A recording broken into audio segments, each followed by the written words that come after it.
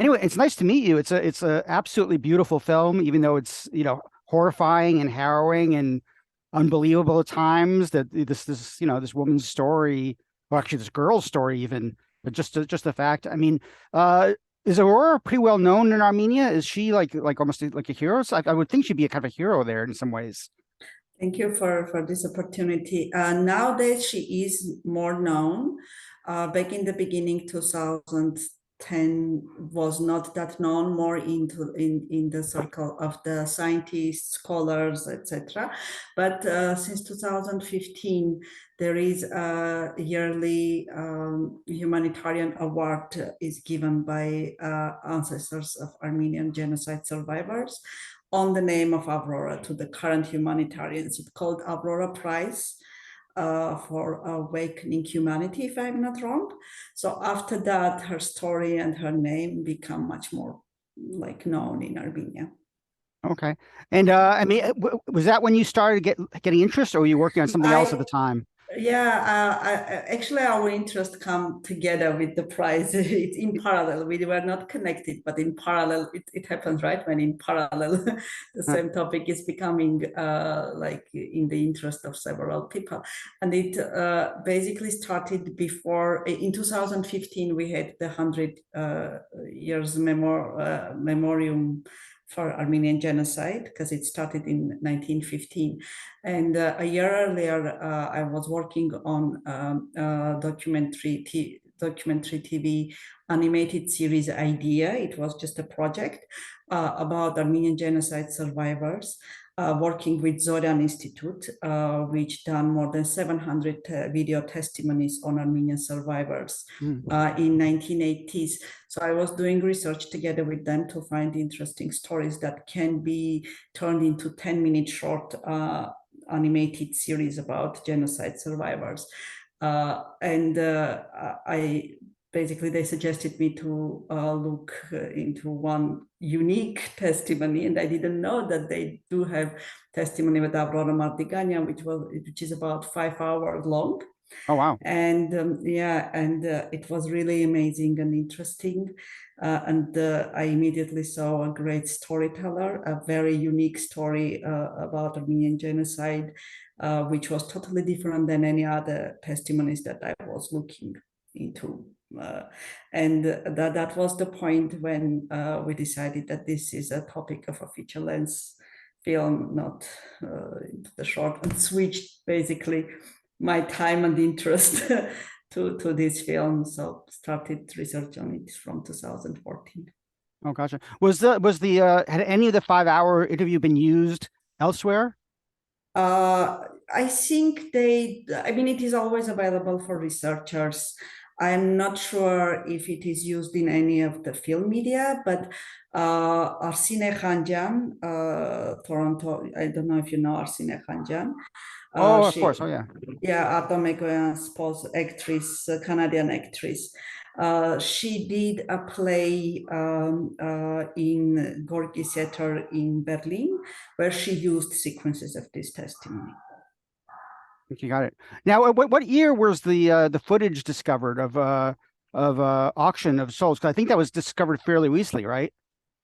It's a very long and complicated story, to be really honest. Sorry, dogs are barking. I guess. Is it okay? It's okay. It's okay. Okay. So it was basically it was identified in 1994, but the part of the footage was kept in Armenian archives, Armenian Film Archive from 1950s. But people did not, because it was re-edited footage with the different Holocaust and other genocide footages. It was not identified as parts of Auction of Souls. It had other name on the reel called Derzor, the name of the desert, and people just did not know that this part of this reel also includes Auction of Souls. And in 1994, Argentinian Armenian scholar was doing research in archives, and it was him that identified that, okay, these are scenes from Auction of Souls. Now, did they have to restore the film, or did they have to do something to restore it so you could use it, or had they already done that at some other point? Back then, it was just digitalized, very bad quality, and put online. So it's accessible online. If you search Ravished Armenia or Auction of Souls, you will see this 18-minute, but in a very bad quality. We had to rescan this tape and restore for our production. Okay. Did now did you had you had that footage, you had the interviews. I mean, at what point did you already were you already going to do the rest in animation? Did you know that, or did you kind of realize you'd have to do that later just because there are a lot of gaps? No, basically, to be really honest, the animated documentary idea was also initially from the TV series. We were thinking about having animated TV series on Armenian genocide. And it's, as a documentary filmmaker, it's always a question, right? If you're touching these kind of topics, you almost do not have visuals. So you need to find the solution how to tell the stories, because yes, they are archives, yes, there is a testimony, but it's just person sitting and talking. So visually, topic-wise, it's very interesting, content-wise, but visually, it will not grab the audience. And 80 minutes were not enough for telling the whole story. So from the initial idea, we knew that we wanted to make animation. After I listened to her testimonies, I become much more sure that this film should be told in animation, because she is such a great and colorful storyteller that like basically the animation style, the mood of animation is coming from the way that she's telling about her story in her testimonies. So yeah. There's also the book of essays that the original movie was based on. So you also had that. Did you have that for narration also? Absolutely, and script of the film also, but I tried to be as close to her testimonies as possible, because in many places they differ, because the book and Hollywood film was fictionized, and a bit more used also for the propaganda reasons of the time, when Wilsonian strategy was aiming to have to give a mandate of America to Armenia back then. So it's a bit, and also to gain their audience, they have some fictional elements which I avoided totally in my film, and tried to be as close as possible to her testimony. I think that's my documentary nature, that I tried to make documentary film basically, but used of course all mediums. Also, I used the I researched and used press materials of 1920s, which was a lot around her film and interviews with her and with producers, and so there are a lot of materials. So source of information was coming from that times also directly. You're able to find actual interviews from 1920 about the movie? It's not directly interviews with her, but it's meetings with her. A lot. All media from 1920s, starting 1919.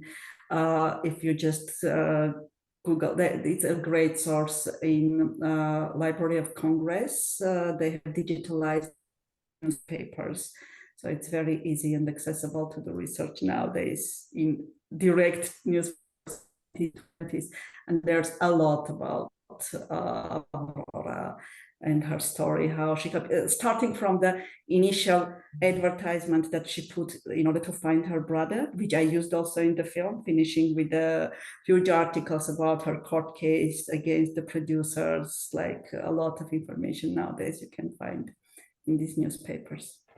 Well, I was curious. You've made other documentaries before. Have you always used animation, or is this the most animated? Is this kind of more than normal for you? No, this was my first experience. I don't think that will be the last because it really gives amazing opportunity. It's very heavy process, but gives amazing opportunities.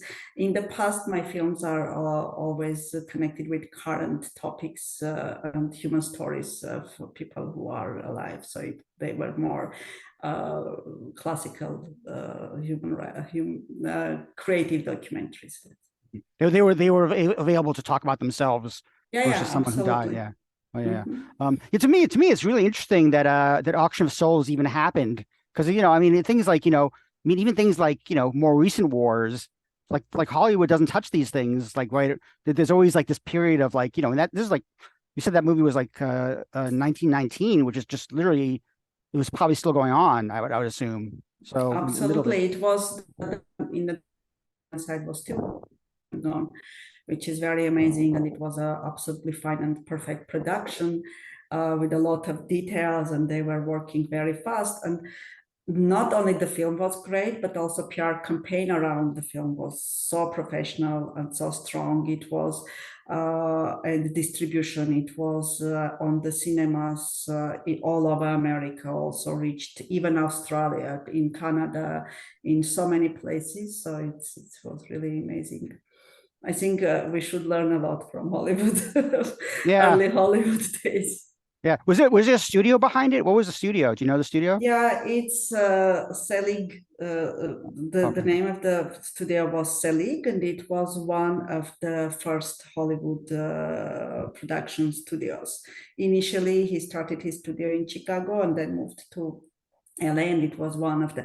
And it's really amazing. They had also zoo next to it, so it was Selig studio and zoo, and used all the areas. It's very interesting Oh, to go back and see how big and professional was cinema at the start.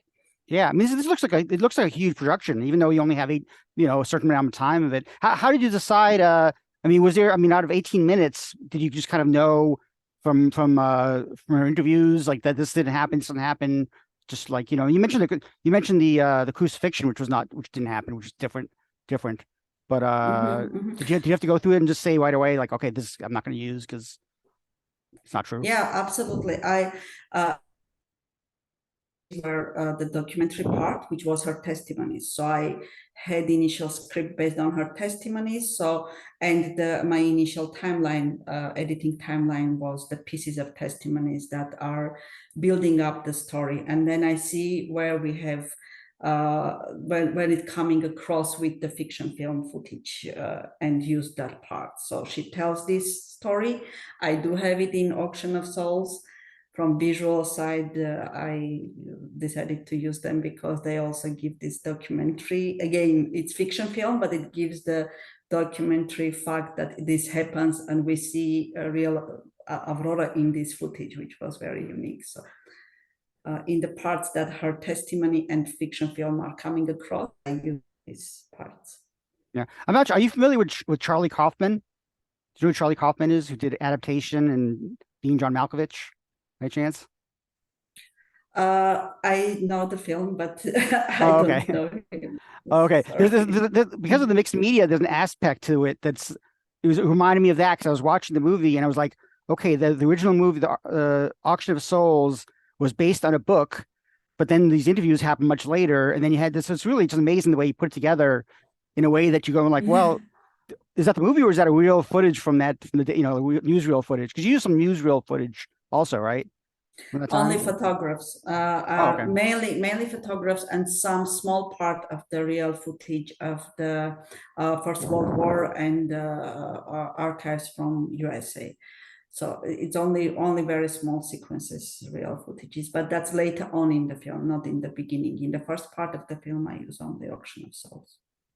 Let's talk about the animation since it's such an amazing. I mean, how did you find the style that you wanted to use and the did you find an animation house in Lebanon? Not Lebanon, in Armenia. I'm sorry, my head's mixed up. In Armenia, I just met a guy from Lebanon, and I just kind of just made a new Of friend from course, no Lebanon. So problem. my, but anyway, so for Armenia, is the our animation houses in Armenia that you could use and to find the style or? Uh, the film is co-production between Armenia, Germany, and Lithuania, and work on animation part was divided between Armenian and Lithuanian studio. I was working with local Armenian animation studio on off, really great professionals, and the lead art department, basically lead art decisions, and was done by this Armenian team.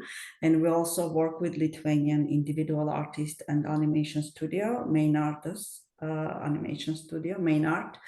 So it's collaboration work between a lot of people from different countries. From very beginning, knowing also budget limitations, and we decided that we are not going to do heavy and super expensive animation. Like, we knew that it's not affordable for us to do 3D or 2D anime, like classical 2D animation. So we came to the decision of using this style, which among professionals called CG, paper cut CG. So it's a technique of paper cut animation, but done digitally.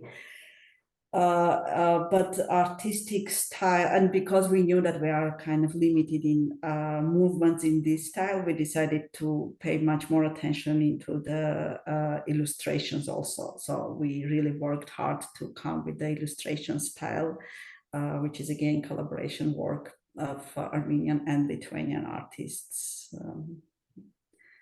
And also we had to film all the animated scenes in front of green screen. Oh, okay. To give references for the illustrators and animators, because without that it was becoming very symbolic movements, and was really not looking very attractive. Oh, so there was some motion capture in it, but it was just really done for, it was not actually used, it was actually just done for reference. It's done for references. Oh, gotcha. For having faces, emotions, movements. Yeah, how did you find the actress to voice Aurora for narration? Because obviously that's must be a pretty big deal, you know, to play that role. Absolutely, I did a lot of casting, and from very beginning of production, because that was one of the most important elements of the storytelling.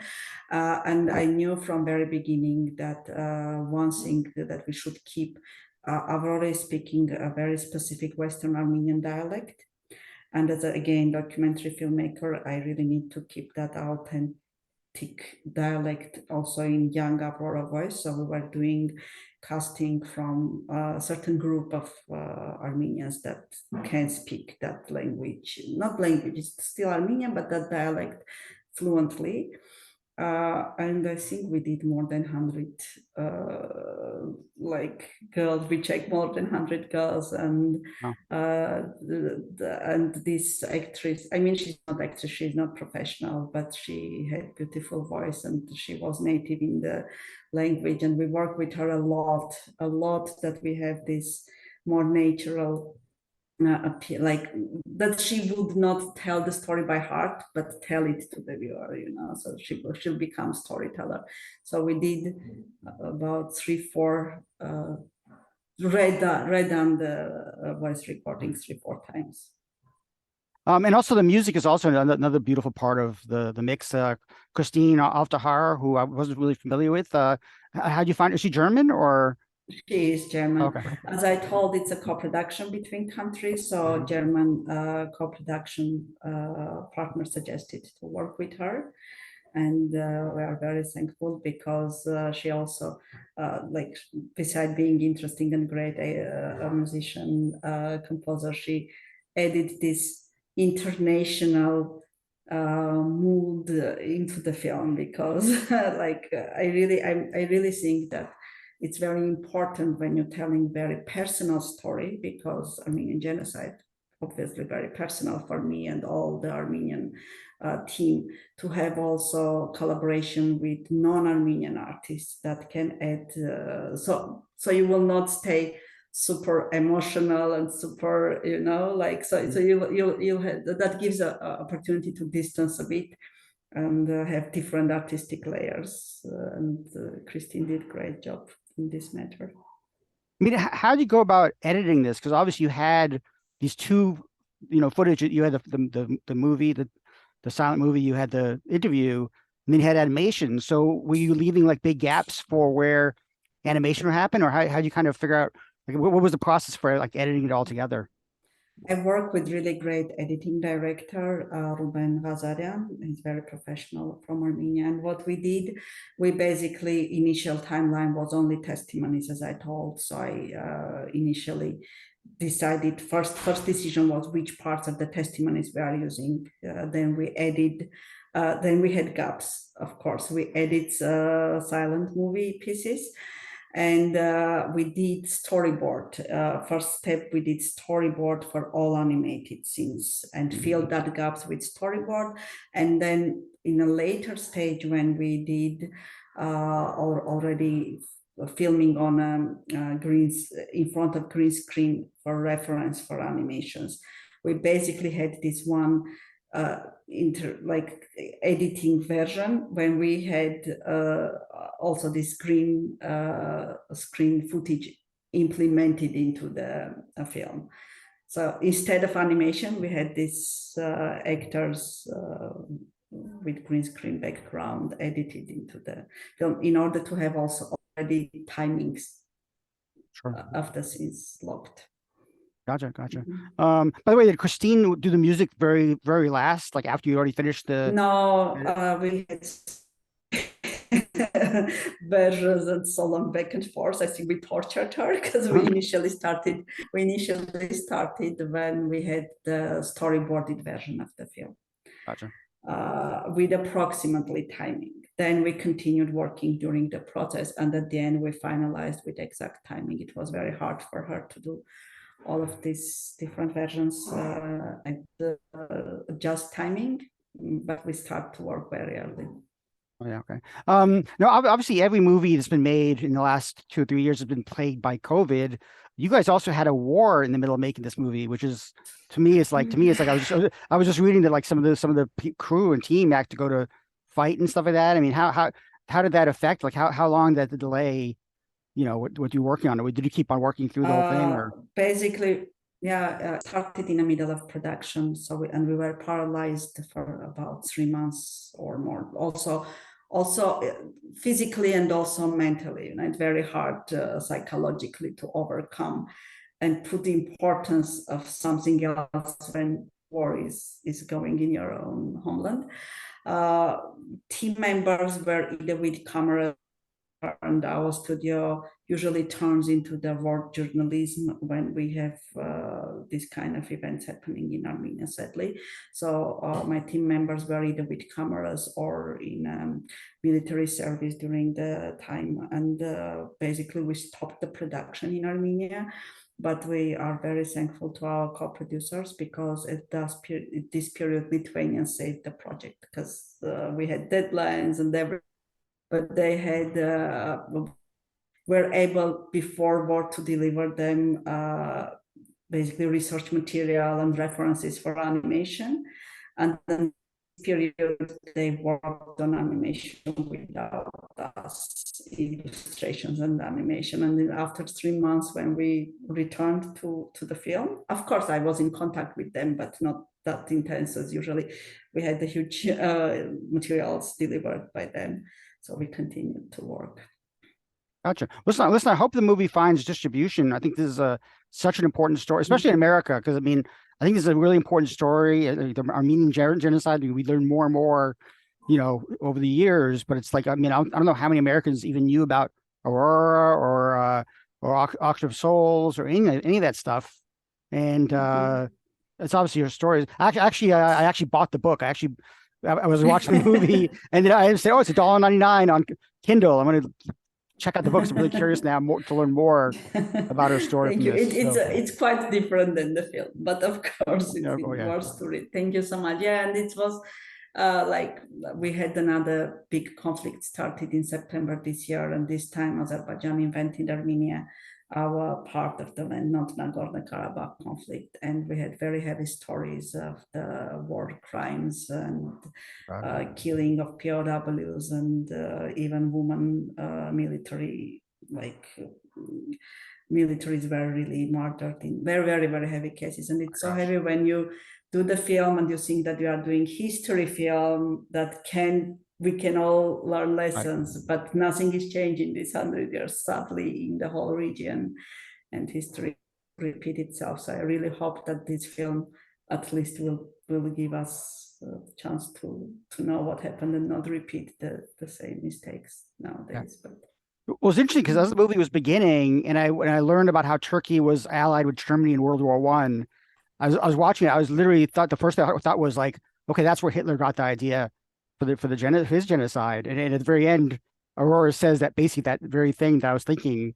It was like, yeah, it's amazing that this stuff keeps happening, even though, we know it's bad. And yeah. Very sad, but yeah, the reality is there. Yes, well, I'm glad you finished your film, and hopefully we'll get out there for more people to see for sure.